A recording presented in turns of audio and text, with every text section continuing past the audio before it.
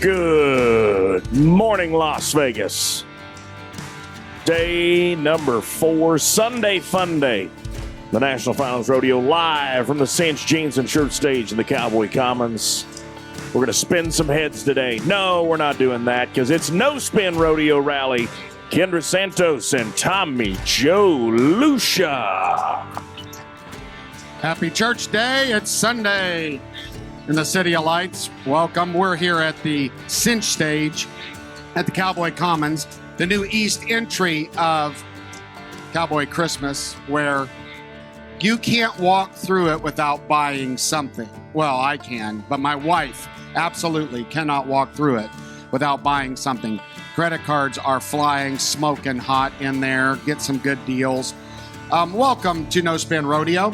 Welcome to the better half of our group, Miss Kendra Santos. Good morning. Good morning. I have my frost fever coat on today for a reason.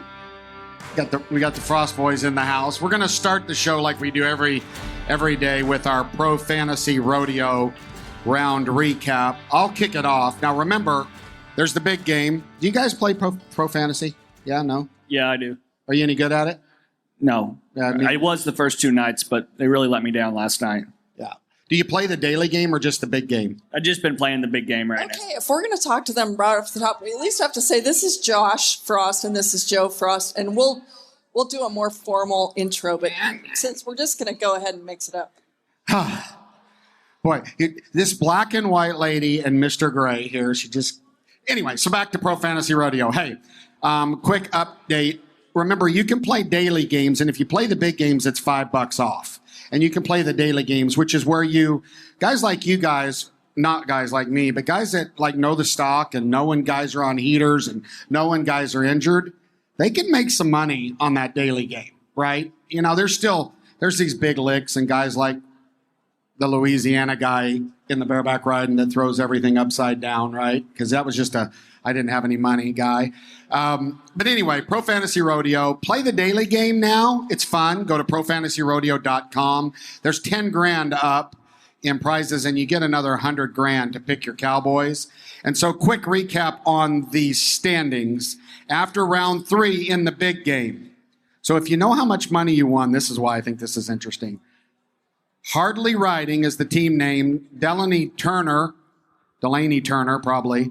$545,685 won on her fantasy team, which is exactly 300% more than Lucia has won. And then in the round 3 game, just the daily game, which is what we're really talking about now, $226,000 took the win, and she got a $2,000 payout. So we want to thank our partners with Pro Fantasy Rodeo for sponsoring this segment of the show, which is where I hand it over to Kendra to give us our round recap.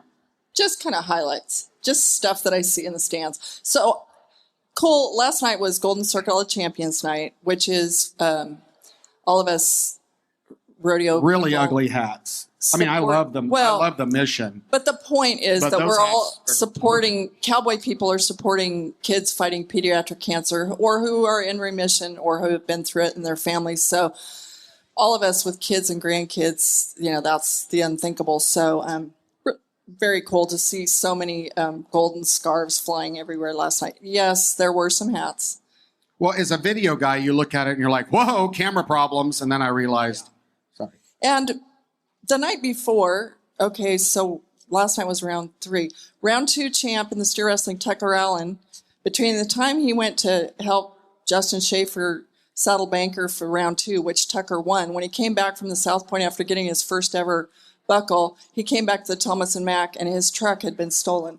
So, if anybody... Where did it get stolen from? The secondary lot at Thomas and Mack? The overflow Cowboy parking lot out by the stalls. Great. So I got to thinking, though, okay, it's a white Ram dually.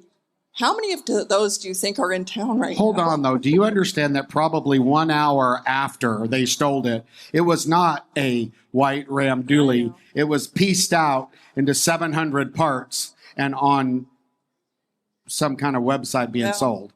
Okay.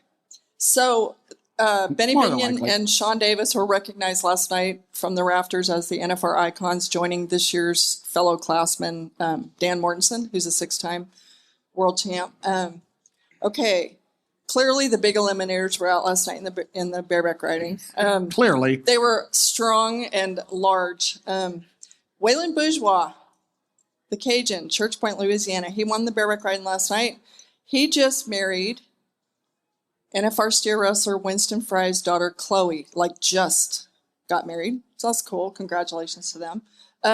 Okay, Ty Erickson was 3-5 to win the steer wrestling last night, and he has his past horse of the year, Crush, and he's letting Rowdy Parrott and Stetson Jorgensen, in the absence of Mabel here this year, ride Crush also. 3 teams split the win last night in the team ropings. 3-3-8. Well, Erickson, right? You were talking about Erickson? I'm talking about Ty I Erickson. know. Yeah. Did I say something else? Are you finished with him? Yeah. Well, it's significant, his jump in the standings from 14 to, we don't really know, because I read on a press release from an association that he jumped to second, and then when I looked at the standings, it said third. So he went from 14th to second or third. I'm not sure which, given the data out there, but that's a big jump. So I'm sorry. I just want to throw that in. My little tidbit there. Go ahead. Well, it's okay, but he is second right now. Just saying. Second to Will Loomis right at the moment. Okay. So in the team roping, three Canadian cowboys were in on the victory lap, which included 6 guys. We had the Graham brothers, who are at their first NFR. We had Lightning Aguilera, who took his, and Caden Perfili took their second victory lap of the week, and Colton Schmidt, another Canadian, and Jonathan Torres also. So that, 3 Canadians in one night in the team open, that's Canada. had some maple leaf flags flying. Okay, so in the bronc riding, Statler Wright was the champ. I did have a curiosity question. I don't know if you know the answer, but I got to thinking watching the rodeo last night, and you guys, Frost boys, might know this, there was a bull last night that was in the chute, no bueno, and they turned him out and he got the re-ride, or if, say, a bucking horse doesn't have his trip and they get a re-ride. I was curious, nerd, how the contractor pay works when that happens. I believe once the animal gets to the NFR and is tagged, they are paid. That is absolutely correct. Once they get the tag, they'll get paid either way. Okay, and that includes alternates? Correct. Did the alternates get the same amount as the first stringers? Because the alternates, Well, if whether you're they going to buck ask or me not? these questions, you got to ask me in advance. I think they Okay. So do. I don't, at least in the bull riding, and maybe I'm completely wrong on this, but I don't know if they actually show up with alternate animals. Like when we have a bull in a pen that gets hurt, or let's say, gets hurt would be a prime example. We've always had a discussion with our event director, and we've moved a bull from a different pen into that pen. We don't bring in an alternate bull. But the re-ride bull. The re-ride bull. The re-ride bulls get they get paid. paid. They get paid because everything has to be bucked. Everything gets bucked once. Oh, and sweet. so Okay. Because they got 5 re-rides for each pin. Okay, I think that's fun Yeah. to know. I like to know that, every detail. Okay, in the calf roping, I saw something that I don't know if I've ever seen before. Tom Kraus is here at his first NFR, and he got his fingers caught in his reins or something. It spun him around and stopped him. Not only did it spin him around, it took him a hot minute to get his fingers out of that, too. Yes, but Riley Webb, our world leader, it's been neck and neck with him and Shad. He won the round last night, 7 flat, him and his horse of the year, Rudy. That was fun to see. That kid is, I hate to call anybody a machine, but he's pretty close. Okay, the barrel racing. So Carly Otero, who's the tiniest, she's so tiny, and she has that big NFR calf rope, her husband, Michael. She won the round last night. There were 2 people, and she was one of them, where I didn't know if the electric eye didn't work, but the scoreboard wasn't running. So did they use the hand timers? I don't know that answer, but there were 2 of them, and the other one was Andrea Busby. So I'm like, So I have no insider information, but I'll tell you from having timing and scoring in our portfolio, it sure looked like, because that clock stopped and started again, I'm taking a wild guess, they can start and stop those clocks with those handhelds, right? The back judges. I don't know. I don't know that it was the eyes, right? But it was weird that it stopped. It didn't stop. Then it restarted again, like something crossed the line twice, right? Because technically, it didn't stop, meaning it didn't see anything cross the line. Well, all of a sudden it stopped and started again. So point being, we'll do some research and figure out if we can find out from the guys down there what happened. But I know in every other rodeo, they're running watches, and I guarantee you they are here. Right, but you know how people feel about using a hand time. It's not. I know, but when I know stuff stuff happens. I understand stuff happens. That, Anyway, that judge is there with a flag, and I'll tell you what,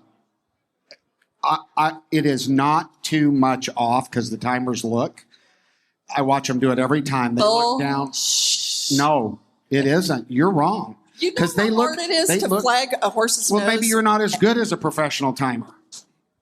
I'm just saying that I watch these women look at. There's human error and delay. There is, but I watch them look and drop their clocks, right? Because they try to see how good they are, right? How close they are. They're amazing. And they are way closer than you think. They're amazing. I'm not Maybe blasting not anyone. a hundredth of a second But close. an electric eye. I understand. Hundredths of a second. Okay. S Good happens. for Carly. She was here. Remember last year? She gutted it out with a cracked pelvis the whole time. Imagine how much fun that is. Anyway, okay. Tristan Hutchings won the bull riding last night. I don't know if you guys have any insight on that ride, but I thought it was really cool that he took his Golden Circle of Champions champion up with him at the buckle ceremony at the South Point. That was cool. And I would love to ask you guys your opinion on Well, let's do a formal. Did you already do the formal introduction?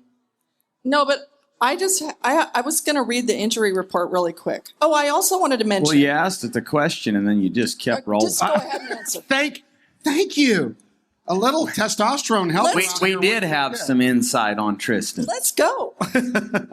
Josh probably more than me, but Tristan did. Tristan came down this summer and rode some bulls at the house and spent some time with us. And there's a guy that I don't know if anybody has a stronger work ethic than him in pro rodeo or in bull riding specifically. But Josh actually talked to him yesterday for the afternoon or yesterday morning.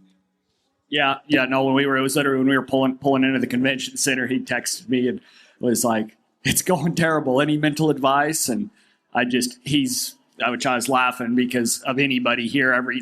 He's had some really good NFRs, but it's never been like come in and ride 4 or 5 bulls. It's like he'll buck off 1 or 2 and then he comes and wins the round. And like he's done that every single year. And that's pretty much what I told him. I'm like, I don't know what, like, you've done this before. Like, you know how to recover from mistakes. You've worked harder than everybody here. Like, simply fix the mistakes and go and execute tonight. And you've seen it. You know, he's one of the few guys that, like, it seems like he can just legitly trying harder works for him. Most guys, the harder they try, the worse it goes. And it's like Tristan, when he bucks off 1 or 2, like, it just pisses him off. And he just, like, you seen him last night, he was a little out of position when that bull first turned back, and he legitly just willed himself back into the middle. And then from there, he just got more and more dominant. It was pretty great watching.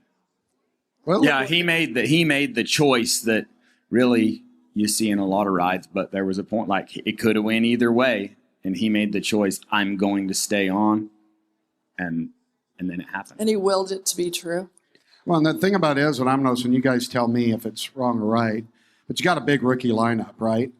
And How many first timers? Seven. Seven. The So- last time it was like that was in 2014, my first final. Which 7 first time here, 4 of them actual rookies. Yeah. Yeah.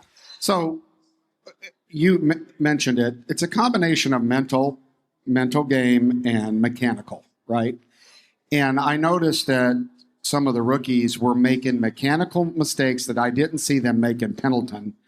Is that because of the mental? 100%. Right? So they're not thinking correct. Because I'm like, what do you see that? They bull turn didn't back? forget the fundamentals. Yeah. They didn't change their fundamentals, but they zoomed out because of one thing or another. And so we see their body make mistakes, hesitation, essentially. That split second not making that move is the difference. And then we talked about this yesterday. I'll throw it back to you guys. You're on the end of your arm, right? You know that you're in a bad situation. You hang on because you're gritty and tough to get there this early in the round, or do you take the chance of an injury? Like, how do you process that at all before you nod your head? Does that make sense? Some of the guys do, and you see it with them, but it's also like the guys that are committed, like that never crosses their mind. Like they're just going to. You see it with Stetson, with in general, almost all the guys here are going to hang off the side to make you're not going to see any of them open their hand and land on their feet. It depends on at what point in the ride you get that far out of position. You're right. If you're 2 seconds and you've got 6 to go. When there's 36, the kind of money in Vegas, like if there's ever a time to take a slam and to make the whistle, this is the place to do it because, in a perfect scenario, there's still a chance you're going to get hurt. Like if the slamming doesn't kick you out of another 210,000 that can be won. But as soon as you flip the switch to start thinking, I need to take care of myself. Right. Now you don't win $1 because you're not putting out the effort to make the whistle. Makes sense. Let's just at least get a couple things off the list here. Like last night was the NFR rookie bets, right? And so to what's too bad, Quinn had to shave his head, but we couldn't tell him why. Tell everybody why. Okay. So if you're here for the first time and you buck up in the first round, the veterans get to decide your basically hazing, your punishment, whatever you want to call it. So Quinn had to shave his head. Raleigh Johnson they taped 40-ounce tall boy beers to his hands, and he either had to drink them cold before he rode or warm after he rode. And then my favorite, because we could actually see it, was Bryce Jensen and the granny panties on the outside of his jeans. That was wonderful. We laughed pretty hard at that. That was a new one that I hadn't seen before. It was almost like diapers. Yeah, it looked like the one to stay on. Good pair of whitey tighties. Okay, while we're on the subject of diapers, and then I want to read the injury report real quick before we ask you, reigning world champ, about your sling there. We all have little people at home, and so let's call this the shout out to all of our littles. The littles, because I in California have Charlie Hazel and LCK, and I have Bo Frank in Texas, and KK loves you. I guess I'll say that. They watch every day. It's so sweet. Asher, Lucia, Jude, Lucia, hello. This is Tumps. They wanted them to call me Grumps, but they went with Tumps. So that's my grandpa nickname. Hi, boys. They got their cowboy hats on there in the living room. Now let's go around. You guys. Okay, and by the way, you guys, you say hello, but are you at a count of 6 girls? 6 girls under 6 in the Frost family between the 3 brothers. There's 5 and 1 to be here any day. Yeah. Wow. For Jade. Yeah. And the little boy is he going to be here in April.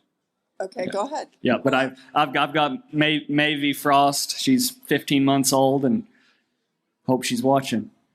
I'll say hi to Luella and Lene and Laura Lee, and I'll say hi to Savvy too, and then the 2 new ones on the way, Ray and Ray Shaney. Yeah, are they already named? Yeah, that's already named. The little boy girl. Don't have a name yet. It's wild. I mean, yeah, he's going to get all new clothes. Yeah, he got some this morning, Cowboy Christmas.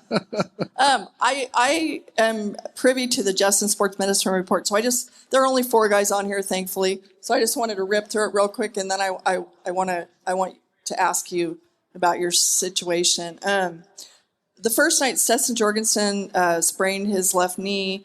He's on the questionable list, and Dakota Eldridge came in with a fractured left foot after dropping a panel on his foot right before the NFR. It didn't seem to slow Stetson down last night. Yeah, kickers. Okay, last night's Cooper Cook's on there for a right knee patella subluxation. That sounds like not fun. Isn't that your kneecap? Does that mean he dislocated his kneecap? But it says he's going to be competing. And Hudson Bolton, he got stomped, and it says left forearm laceration. Do you know any more about that?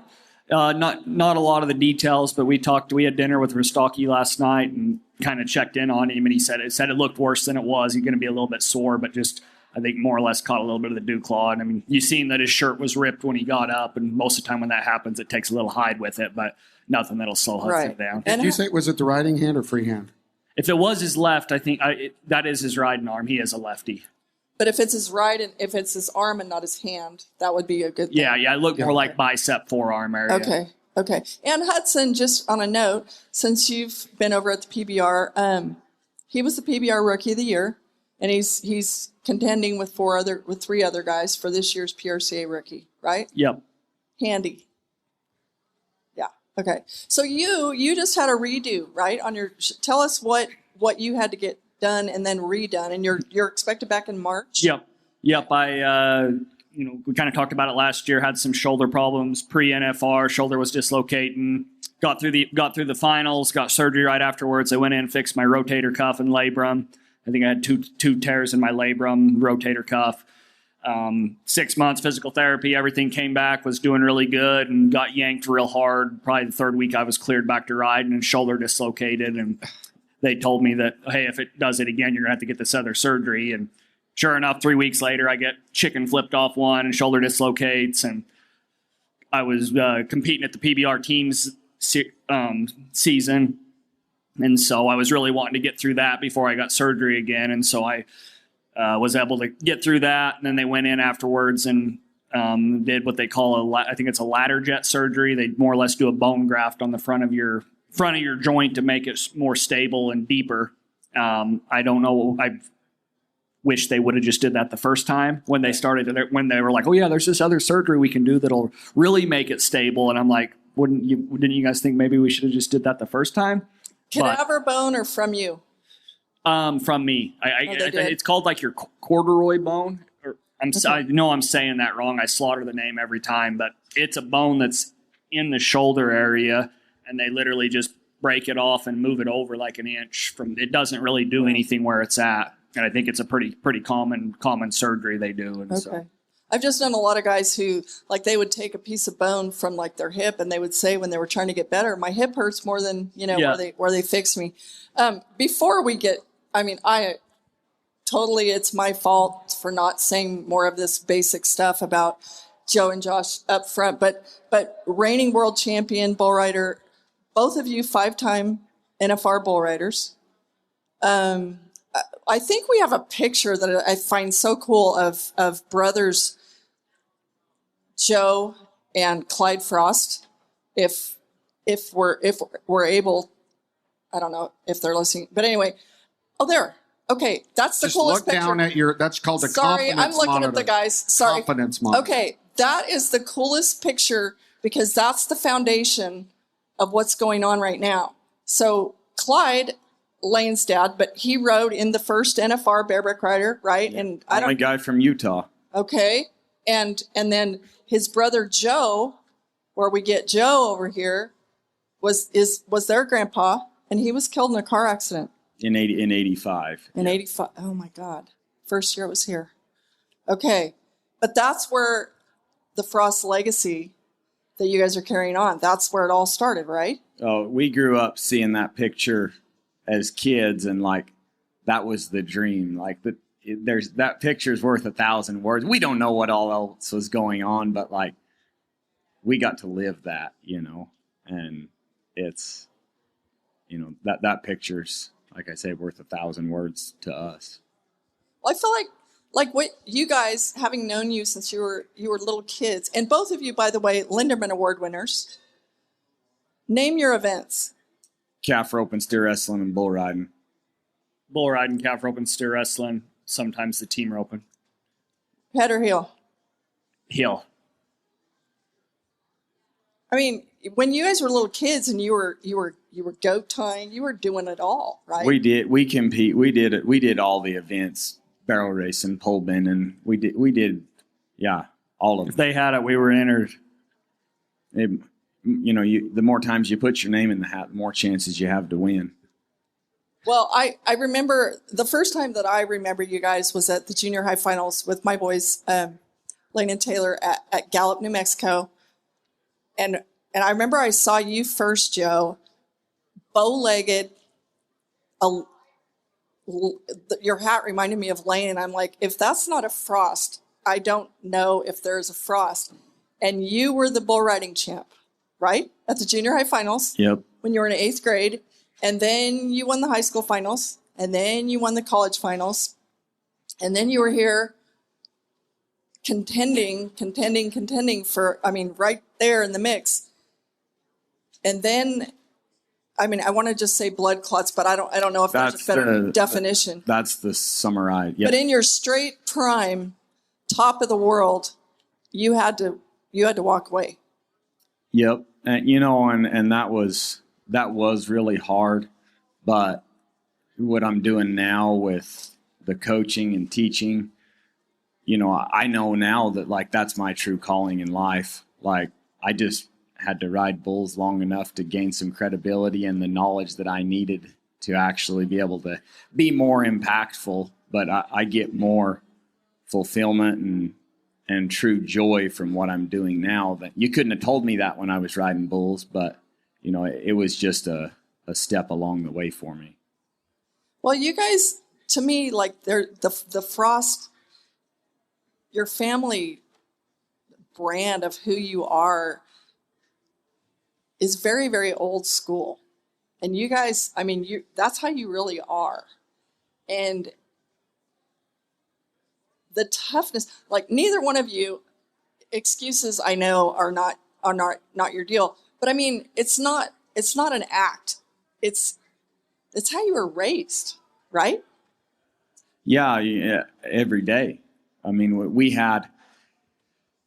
We was in bull riding school, cowboy school from as soon as, that's what we had every day, and with what I do now, when I started getting into it, is we had a distinct advantage because we were born into it. We said we want to ride bulls. Dad said, okay. We were primed for it. And as I started going to youth rodeos, it was wow, there's so much that I want to give these kids. I got to figure out how to do it in 3 days. And so that's constantly what I'm asking my dad questions all the time. Okay, how did you develop this? Why do I feel like this now? And then I think back to all of the times that it was while we were fixing fence or moving wheel lines that this principle was taught or developed in us. And now, okay, how do I take 20 kids in 3 days and see if I can create some transformation and kickstart them in that direction? Well, it was funny. We were having a conversation the other day about, when you talk about the legacy and, be a cowboy. When I'm in the chute on a bucking bull, and if he starts getting a little ratty in there, Joe could go ahead and just cowboy this sucker. Let's go. I know what that means. And boy, that flips the switch. Oh yeah, that fires me up. Heck yeah, let's go. We got kids coming and the natural instincts. All right, be a cowboy. They don't know what that means. He don't know what that means. That don't fire them up. They're just I got my Wranglers on. What does that mean? But for us, that's time to get tough and be a cowboy, Well, and the thing that brought that up, I got a kid that works for me, Colton Young, and we'll see him here in a few years. But that occurred to me is I never tell him just cowboying. Because I know he don't know what that means. He didn't grow. Now he's gaining some of that experience and learning some of those things, but I don't use that terminology because that was something that was ingrained in us over the course of 20 years. And so, what does that mean? Cowboying. That's what we're trying to develop in all of these kids that maybe don't have that experience. And we got to do it in 3-day increments. All of the new kids that culturally, not just in our sport, maybe ought to learn a little bit of what cowboy up means, right? There's a tendency nowadays in the newer generations to wave the white flag pretty darn early. That's all I got to say. We have to mention Lane, and I think this is year 39 for me here. My first one. I'm a rookie rodeo reporter, and I got to live that 1987 year with Lane and Tuff, and that was like a great privilege. We had no idea that it wouldn't go on forever, but talk about Lane. Like how you guys look at Lane. I mean, he's beloved. I mean, is it ever like you buck off and a little kid runs up and asks you for your autograph and you go, okay, what would Lane do? Because we all know what he would do because I saw him do it, But is there like an extra, I don't know, family pride to carry on some of the beyond the arena things that he stood for? I would definitely say so for me, and the thing that's cool about Lane and his legacy is, like, for the most part, most of the bull riders, we all grew up watching 8 Seconds. We all grew up with Lane as our idol. And, like, that was one of the biggest takeaways from that movie was, like, he was such a good person and that's why people loved him. And, like, for the most part in the sport of bull riding, like, there's a lot less of the toughs that just goes, not saying he was, from what I understand, he wasn't the friendliest guy. He would walk by people and wouldn't give out an autograph. And, like, you look at the group of 15 bull riders here, last names aside, every single one of them is going to stop and talk to a little kid. And I think a lot of that comes from all of us growing up, watching 8 Seconds and being Lane Frost fans and realizing, like, that's the kind of world champion. That's the kind of bull riders we want to be. Right. And I mean, at the time, everybody's surrounded by Lane, and they were really always waiting on Lane. That was real because he was kissing baby. They would have been kissing babies and talking to the old man about the price of wheat and whatever,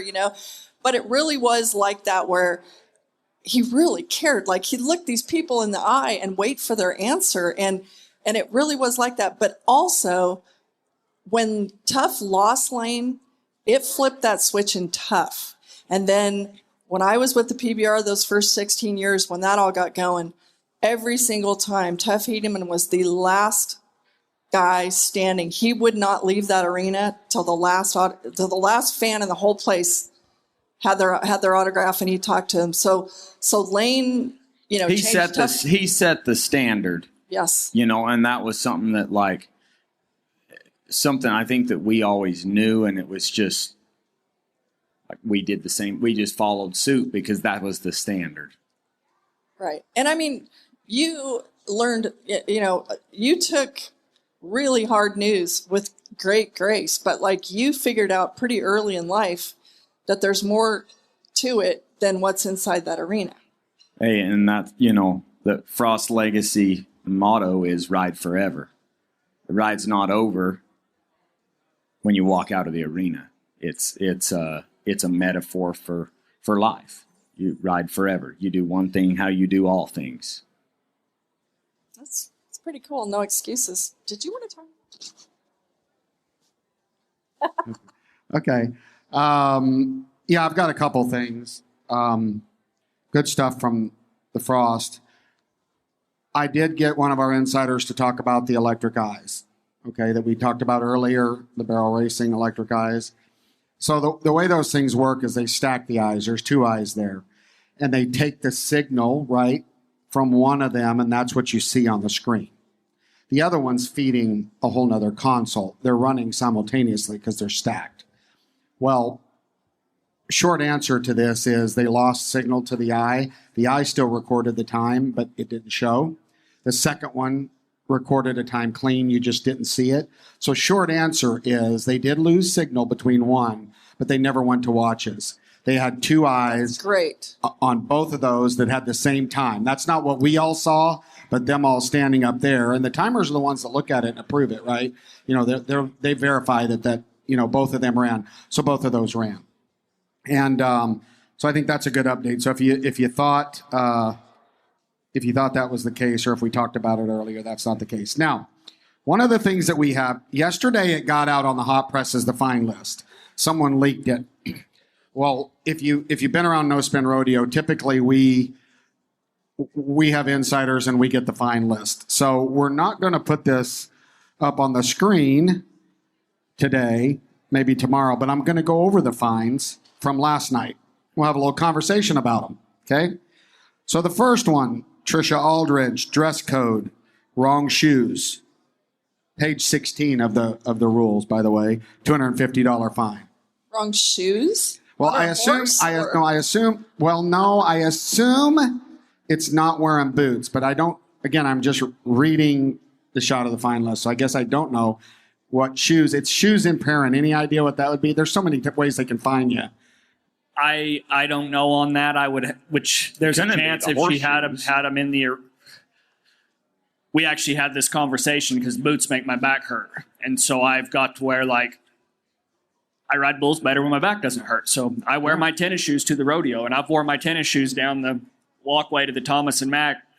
I guess 40 nights at this point. I've never got fined for shoes, but I also didn't go into the arena. I don't know what the context on that is. And maybe it is horseshoes. I don't know. Maybe there's something off the horseshoes. Surely not. I'm joking. Well, I don't know surely, but it could be. This one's interesting. Rocker Steiner, he gets smacked again for not being ready in the chute. Wasn't ready to nod his head when they thought he was supposed to. Well, those deals comes down to, I don't know what the bareback riding is, but the bull riding, when the previous bull clears the outgate, when he leaves the arena, you have to have your hand in the rope pulling. I'm sure it's something to do with when he had his hand in the rigging or when he was on his horse. And, them deals are pretty cut and dry. They don't take into account, his horse stalled in the back and didn't get rolled in fast enough. And then later you got to go. The contractor said, give it a second, let him settle down before you run your hand in, and he gets fined. But I think they can appeal, right? You can appeal. They're pretty good. The judge's job is to record the fine, but if something like that happens where it really wasn't Rocker's fault, he can argue it and they'll take the fine away. You got to write letters. And a lot of the judges are very for the most part, they're paying attention and they're like, oh, obviously the horse wasn't in. I'm not going to they use their discretion relatively well most of the time. They're doing what they were asked to do. Yeah, that's their job. And the ground rules. Yeah, the fine list looks silly, but that's the thing. I see it everybody on Facebook, talking about how stupid it is, but none of this is a surprise to any of us contestants. It's at the end of the day, it's them blatantly not following. It might be on accident, but same thing with the feather in the hat. That's been a rule here forever. It's a federal offense. Yeah. It's a federal offense. And you can't have a feather in your hat. It just can't be, it can be a turkey or a chicken, or you can still find feathers that are legal to put into your hat, but don't walk in here with I found a feather. It was one of them sandhill cranes. We get them all, there in Utah. You can hunt them in Utah. Well, they're protected in Nevada. It was a beautiful feather. I didn't wear it. And the thing about it is, and we said this yesterday when we went over the fine list, the governing body has to enforce the rules. If they don't, the rules don't mean anything.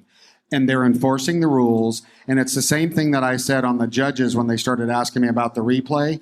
I said, look, if the judges don't throw the flag, right? If they don't throw a missed mark out, then it doesn't get reviewed. So you got to empower those guys that if they don't really know, throw the flag because they're going to get it right. And those judges had to kind of learn that. Now, in the PBR and stuff, those guys now have done this enough that they know where their confidence lies, and it's not a slap in the face by someone calling for a replay, right? It's more of a challenge. It's a challenge, like it should be, right? You're challenging. We'll keep going on this. Well, but on the throwing of the flags, the first night they threw a flag. Well, no, the second night they threw. Okay, Cooper Cook won the first round of the bareback ride, and they threw a flag on him the second round. But then they reviewed it and they took it away. Last night they threw a flag on Mason Clements, got him missing the horse out on both sides, and it stood. So it's. And it saved Ryder, I think, the first night. Yeah. They threw a flag on him. And watching his in fast motion. It was close. I would have thrown it too. Watching horse had a it was hard to tell. Real little first. It was almost like a gallop out instead of a rare. But it was blatantly obvious on the replay that he was there. But from the standing there, I understood why they threw it. But so it's such great progress to have the review. Absolutely. Yes. Okay. Number 3, Riley Pruitt, riding the horse in the building, $250. Riding the horse in the building? Now, again, we probably should get clarification on what this is, but there's probably, you can only ride.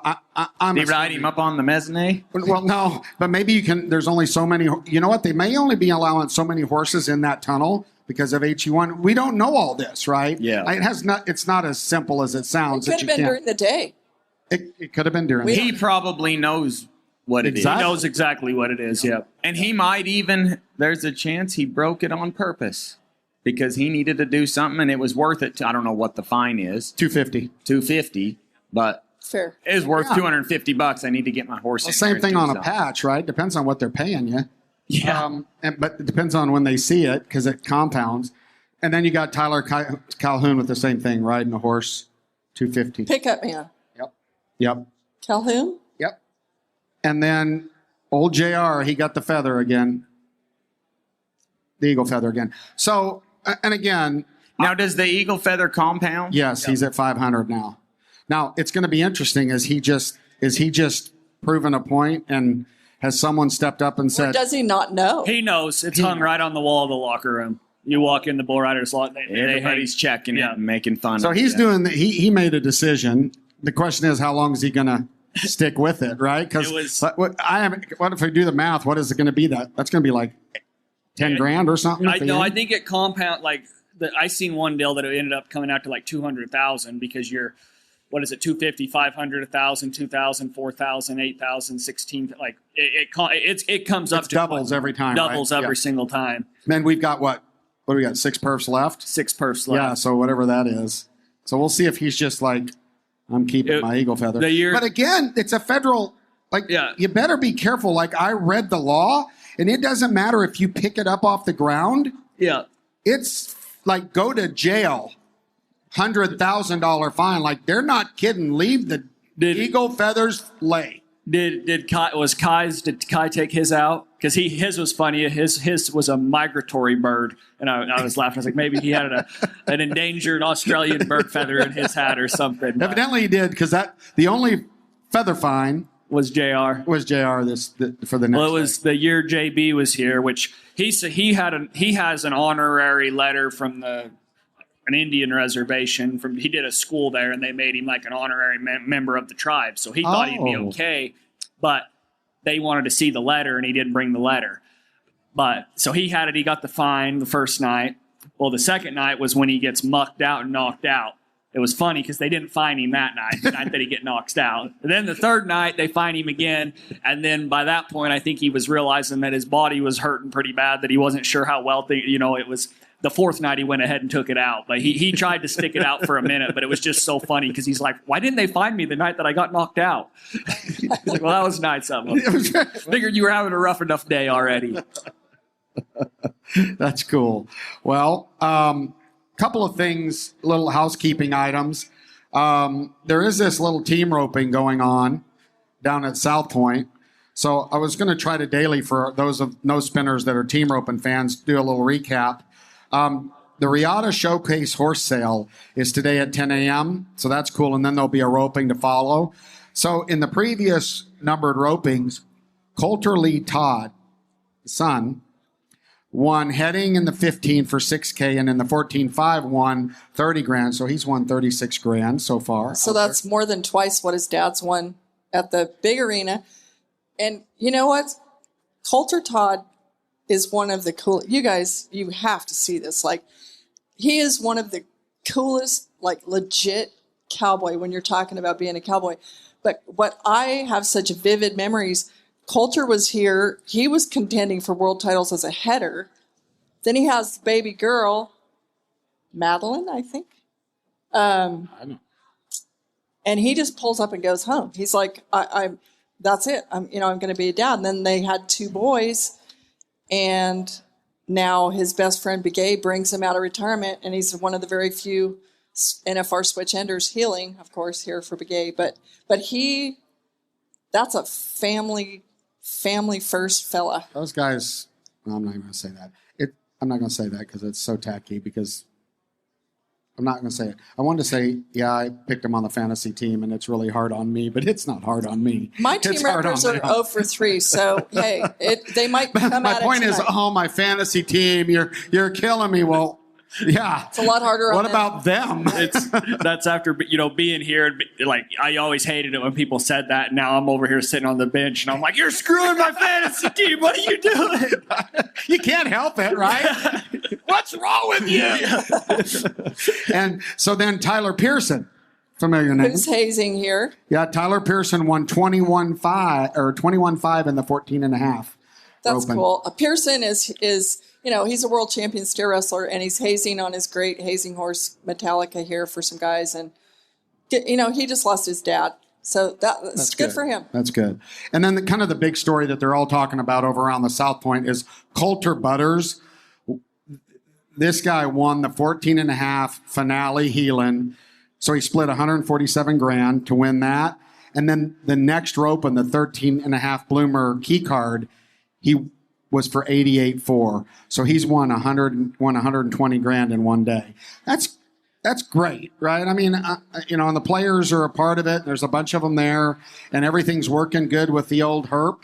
Like nobody's hurt. Like I haven't heard anything, and it was scary for all of us in this business. So that's a little recap. And of course, those higher number opens are less, they're the better players, right? Because it's a handicap system, less ropers. And if you live by South Point like I do, for the next 4 days, the amount of ropers, Right. because the middle ropings, Right. then they start coming holy. You'll never ever get to eat at Steak and Shake in South Point from now on. But you know what? Team ropers are the majority of all contestants by far. And when I was a kid, it was only open ropings. And what smart people like the Gentrys figured out is that the majority are, they have families and jobs and businesses and different things. And they're the elite are the minority. Well, Danny Gentry told me one time, and it's really never thought about it. He said team roping is cowboy golf. And you think about it, you look at those guys, it's like, oh, he's got he just hit a 350-foot drive with that driver, I'm buying it. You see the same thing with ropes. Hell, they even think bell boots do it. I mean, the amount of things that people buy over there and shift, because it really is cowboy golf. A lawyer can do it part-time and have fun with booming. it. You're not going to go get on a bull. Yeah. Now, but I wanted to jump back. What's the story on your shoulder?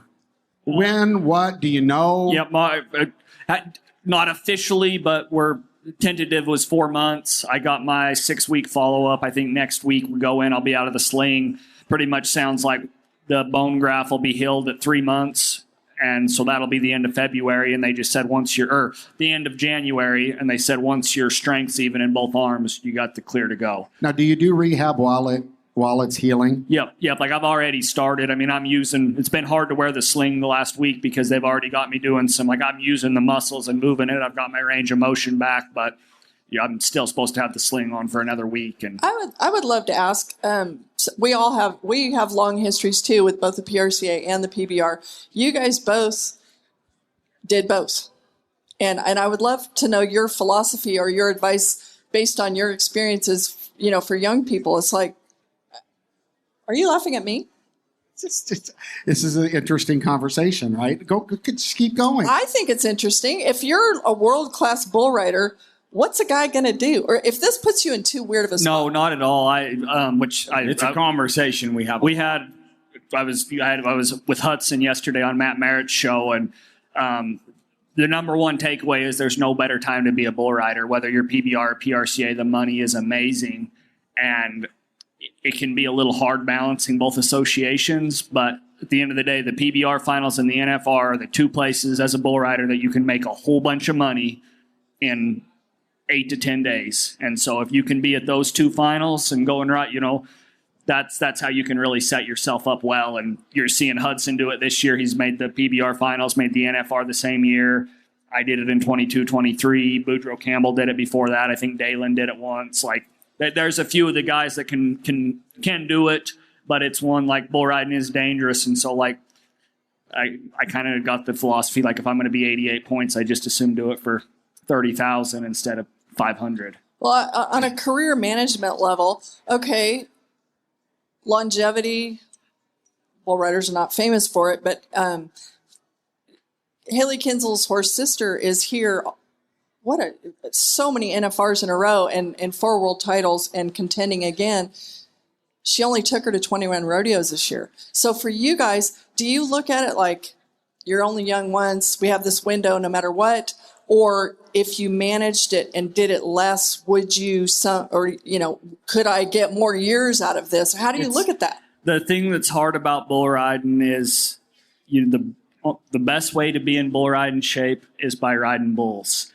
And so the more you get on, the healthier you can stay, because now your body's in riding shape. But then the more you get on, the more chances you have of getting hurt. And you see that at the NFR. The guys that get on a bunch of practice bulls, the guys that don't.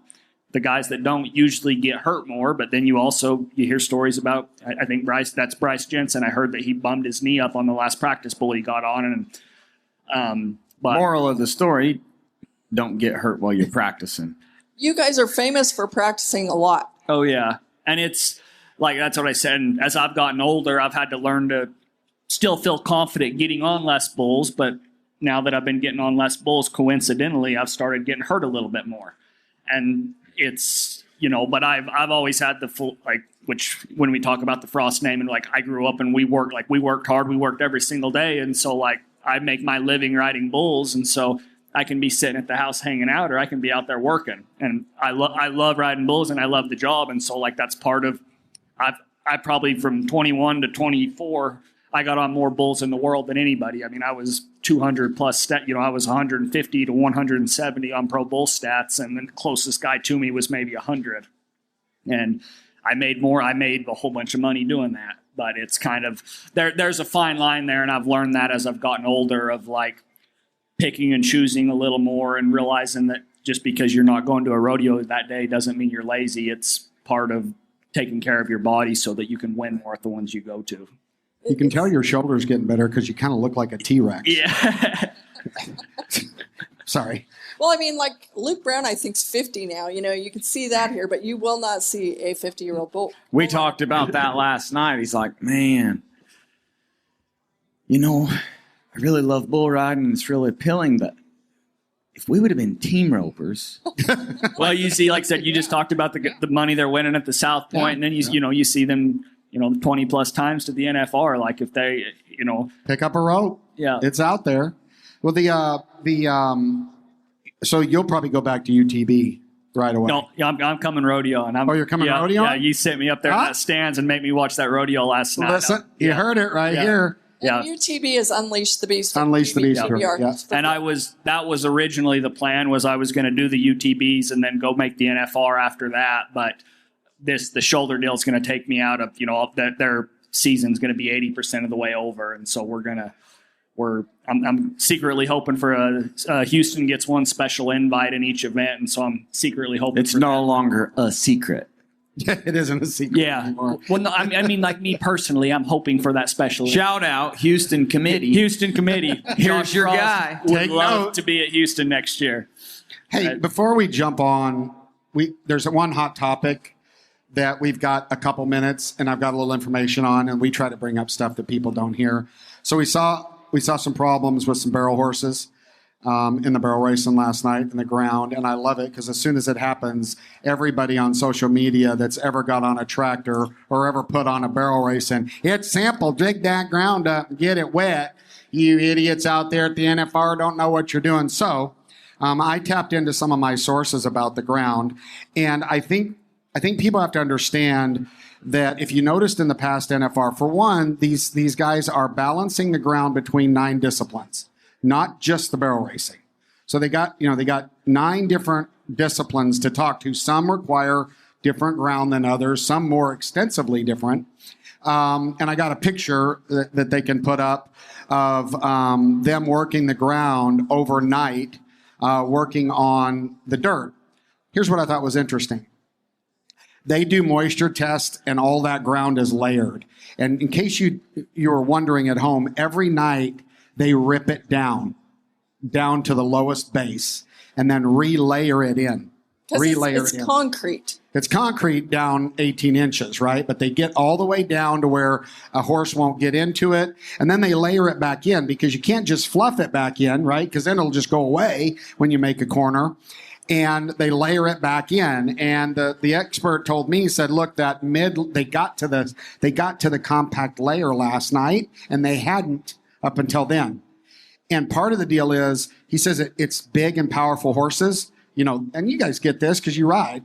Them horses turning those corners, the bigger they are, the harder they push into it. And pretty soon, if they get down deep enough, and so they're working on it, all of you keyboard warriors, they're working on it for tonight. Everything had been good. They hadn't got down there. Everybody was happy, and they're working on it, admitted that it's not good that it happened, but they are on it, and, they flip that ground every day, and that's why it gets faster. You watch, that ground will get better, right, as they get those layers and moisture all figured out, because it depends on a couple things that I thought was interesting. Temperature of the concrete, right? Temperature of the building, humidity outside and inside. Like, this isn't just Billy John on his Heston out there. This is a science, okay? A science. So I just love all you that are out there. Well, and part of the reason for those who didn't see it is Brittany Posey-Tanazi, her horse, went kind of all the way down in the back end, was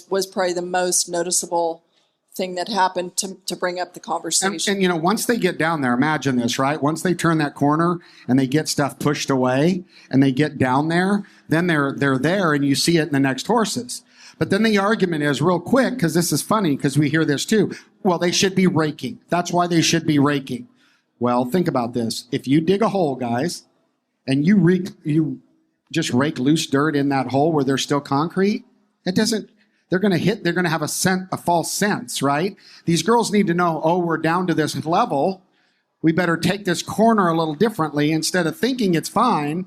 Does that make sense? Getting on top of the ground and it leaves We literally had this conversation last night in the barrels, just watching and knowing like the experience I have from riding horses and bulls. Like they're probably good enough jockeys that like I do feel like them girls that are on the top of the ground, it seems like they push their horses harder than when they were on the bottom of the ground. Because they can. I'm sure they can feel that from the first turn, how the ground feels. Probably going into the first turn. Yeah.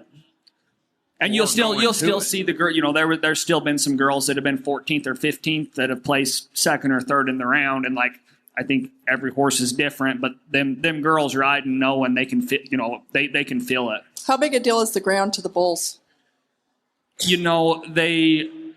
It is, you can tell a difference. Like at the end of the day, bulls buck harder on hard ground. Cowboys don't like hard ground. The older I've got, the more sometimes I walk out in the arena and I'm like, man, I wish I wouldn't have walked out here. Because there's sometimes I wish they'd rake in front of the buck and shoots before the bull ride. That was the argument with Cody Lambert and the PBR every time, right? Out would come the stock contractor. It needs to be packed.